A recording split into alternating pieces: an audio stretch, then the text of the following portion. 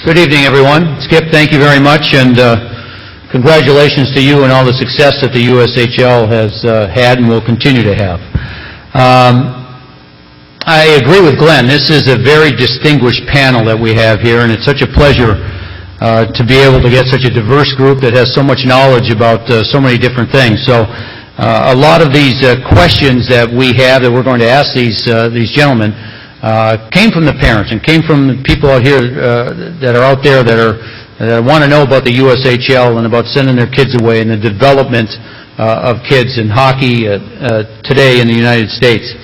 So we are here to discuss the USHL and player development in the United States and more specifically the East Coast. So we're going to start off with a question about how that is going here on the East Coast. And we have two people that really know about that, and they are USHL alumni, and they were drafted by the New York Rangers, and they have a real good feel for everything that goes on here.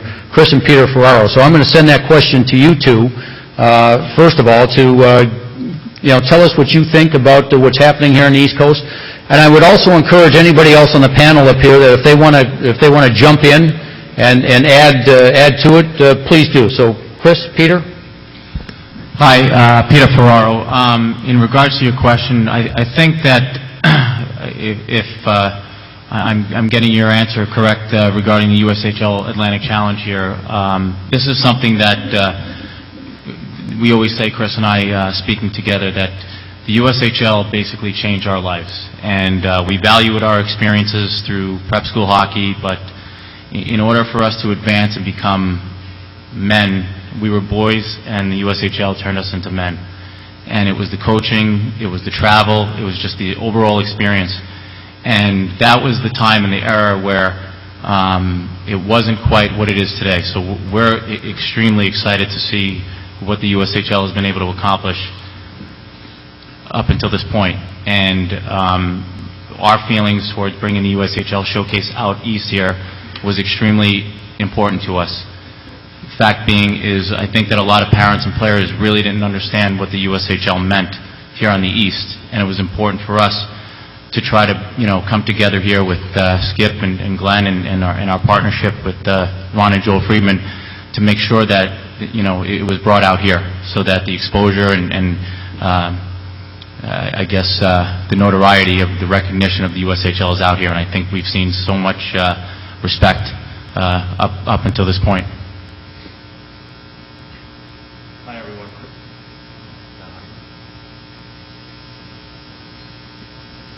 I know this might be difficult, but you might have to share your brother's microphone. Twin brothers. Trying to get away from them. Hi, everyone. Chris Ferraro. Just to give you our experiences in the USHL, we played from 1989 to 1991 for Dubuque and Waterloo. And I think at that time there were a total of 9 teams, Thunder Bay being one of them, located in Canada, obviously. And just to see the advancements that the league has made, it's become a global league. And currently 16 teams, am I correct here, in the league itself? So, right. And just to see the skill level and the talent level has just blown my brother and I away.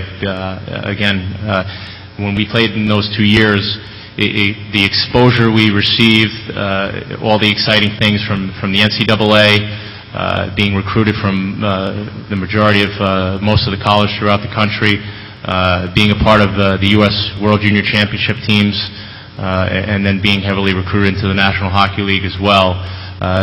Really, everything that we were striving for came through the USHL, and as Skip alluded to, it was the best time of our lives, and we still always resort back to that, our time in the USHL. Even when we were playing at the pro level, we always resorted back to what made us successful in the USHL.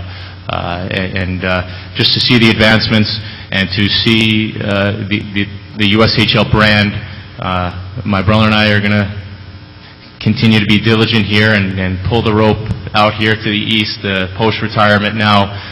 We've been very fortunate enough to have a strong partnership group here, doing some exciting things, building a state-of-the-art facility back in Long Island, being with the Long Island Gulls Youth Organization, the New York Bobcats junior team, and now being proud owners of the Muskegon Lumberjack. We're in a pretty good place right now after all our playing experience. So we thank everyone here that's in attendance here, and we're going to continue to support the USHL expansion, hopefully, in the near future.